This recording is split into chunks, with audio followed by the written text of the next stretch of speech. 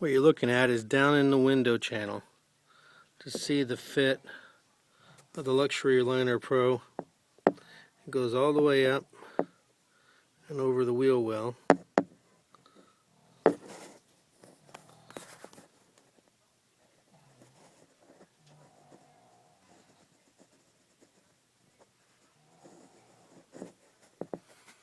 Let's go inside.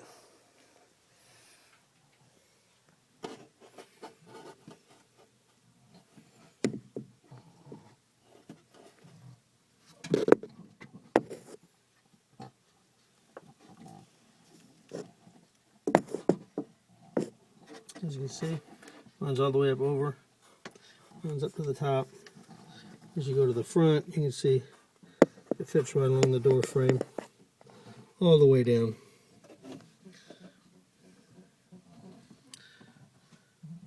This one, as you see, I hadn't showed you the inside of the passenger side quarter, but it really came out well. It really fits tight.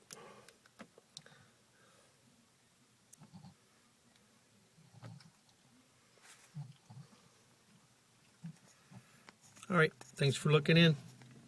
It's a long weekend. Work on your cars.